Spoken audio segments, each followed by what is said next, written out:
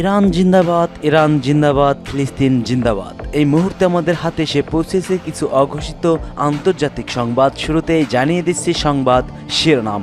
এবার মুসলিম বিশ্বকে খামেনির কড়া বার্তা ও হুঁশিয়ারি। জানিয়ে দিচ্ছি পূর্ণ শক্তি দিয়ে জবাব দেওয়া হবে পাকিস্তানি সেনা প্রধানের কঠিন হুঁশিয়ারি ভারতকে। আরও জানিয়ে দেব 20টি যুদ্ধ বিমান ব্যবহার করে ইয়েমেনে হামলা চালিয়েছে কঠোরপন্থী ইসরায়েল। এদিকে সিরিয়ার আকাশে ইসরায়েলি বিমান প্রতিহতের চেষ্টা করেছে তুরস্ক। সর্বশেষ জানিয়ে দিচ্ছি মহড়া শুরু হওয়ার আগেই ডুবে গিয়েছে যুদ্ধ জাহাজ। এতক্ষণ শুনছিলেন সংবাদ শিরোনামগুলো, এবার বিস্তারিত। তবে তার আগে আপনি যদি ইরানকে এবং ফিলিস্তিনকে সমর্থন করে থাকেন অবশ্যই কমেন্ট সেকশনে ইয়েস লিখে আপনার সমর্থনটি নিশ্চিত করুন এবং ভিডিওটি ভালো লাগলে একটি লাইক করবেন। পরবর্তী আপডেট পেতে চ্যানেলটিকে সাবস্ক্রাইব করবেন। সারা মুসলিম জাহানকে এবার কড়া হুঁশিয়ারি এবং বার্তা দিয়েছেন খামেনি। গাজায় নির্যাতন আর ইয়েমেনে আগুনে পুড়ে ছারখার জনপদ। এই বিভীষিকাময় পরিস্থিতির জন্য মুসলিম বিশ্বের ভেতরকার ঐক্যের ঘাটতিকে দায়ী করেছে ইরানের সর্বোচ্চ নেতা আয়াতুল্লাহ আলী খামেনি। তেহরানে হজ সংক্রান্ত এক অনুষ্ঠানে দেয়া ভাষণে তিনি বলেন, গাজা ও ইয়েমেনে যে দুঃসহ মানবিক বিপর্যয় চলছে তার দায় এড়াতে পারে না মুসলিম বিশ্ব। ঐক্যের অভাবই আজ মুসলিম উম্মাকে দুর্বল করে তুলেছে, আর সেই দুর্বলতাকে পুঁজি করছে পশ্চিমা উপনিবেশবাদী শক্তি, যুক্তরাষ্ট্র ও ইসরায়েলের মতো সম্প্রসারবাদীরা। আয়াতুল্লাহ আলী খামেনি হজকে কেবল ধর্মীয় আনুষ্ঠানিকতা হিসেবেই নয় বরং একটি রাজনৈতিক ও মানবিক কর্মসূচি হিসেবে উল্লেখ করেন। তিনি বলেন, হজ হলো এমন এক অনন্য সমাবেশ যেখানে ভাষা, জাতি, বর্ণের বিভেদ ভুলে মুসলমানরা একত্রিত হন।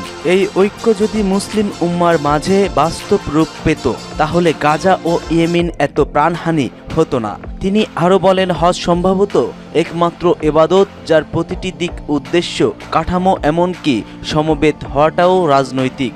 যারা হজের এই রাজনৈতিক তাৎপর্যকে আড়াল করতে চায় তারা এর প্রকৃত উদ্দেশ্যকেই নষ্ট করছেন।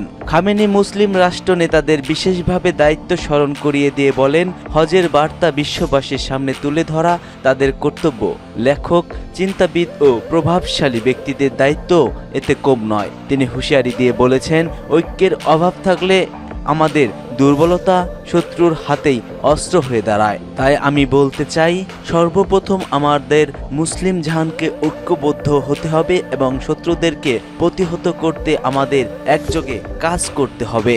পূর্ণ শক্তি দিয়ে জবাব দেওয়া হবে বলে কঠিন হুঁশিয়ারি ব্যক্ত করেছেন পাকিস্তানি সেনা প্রধান। ভারতকে হুঁশিয়ারি দিয়ে পাকিস্তানের সেনাবাহিনীর প্রধান জেনারেল আসিম মুনির বলছেন, যদি পাকিস্তানের সার্বভৌমত্ব ও ভূখণ্ডের অখণ্ড লঙ্ঘন করা হয় তাহলে তার দেশ পূর্ণ সামরিক শক্তি দিয়ে তার জবাব দেবে।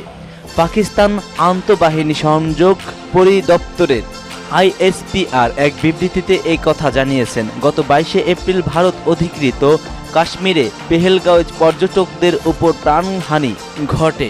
পরে প্রতিবেশী দুই দেশের মধ্যে যখন উত্তেজনা চরমে পৌঁছেছে ঠিক সেই সময় এই হুঁশিয়ারি দিয়েছেন পাকিস্তানের সেনা প্রধান। পেহেলগাঁওয়ের ওই হামলায় 26 জন পর্যটক নিহত হন। ভারত হামলার জন্য ইসলামাবাদকে দায়ী করেছে, তবে পাকিস্তান ওই অভিযোগকে ভিত্তিহীন বলেও প্রত্যাখ্যান করে আসছে। এরপর থেকে দুই দেশের মধ্যে কূটনৈতিক চাপ, উত্তেজনা ও পাল্টাপাল্টি বক্তব্য চলমান রয়েছে এবং উত্তেজনা চুঙ্গে উঠেছে। ইসলামাবাদ দাবি করছে তাদের কাছে বিশ্বস্ত গোয়েন্দা তথ্য রয়েছে যা ইঙ্গিত করে যে ভারত সম্ভাব্য সামরিক অভিযান চালাতে পারে, আর এতেই দুই দেশের মধ্যে যুদ্ধের আশঙ্কা বেড়েছে। 20টি যুদ্ধ বিমান দিয়ে ইয়েমেনে হামলা চালিয়েছে ইসরায়েল। ইসরায়েলের গুরুত্বপূর্ণ বেন গুরিয়ন আন্তর্জাতিক বিমানবন্দরে হুতি বিদ্রোহীদের ব্যালিস্টিক ক্ষেপণাস্ত্র হামলার জবাবে পাল্টা প্রতিশোধ হিসেবে ইয়েমেনের হুতি নিয়ন্ত্রিত এলাকায় ব্যাপক হামলা চালিয়েছে ইসরায়েল।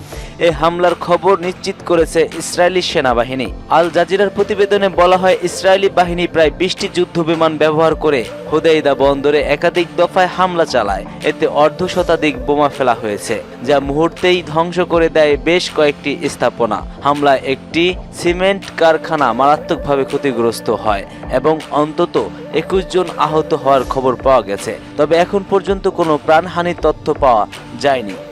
ধারণা করা হচ্ছে ইসরায়েলের এই হামলায় হুদাইদা বন্দর ব্যাপকভাবে ক্ষতিগ্রস্ত হয়েছে। উল্লেখ্য, এই বন্দরটি হুতি বিদ্রোহীদের জন্য একটি কৌশলগত গুরুত্বপূর্ণ পয়েন্ট হিসেবে ব্যবহৃত হয়ে থাকে এবং অভিযোগ রয়েছে ইরান সেখানে হুতিদের অস্ত্র ও সামরিক সরঞ্জাম সরবরাহ করে থাকছে।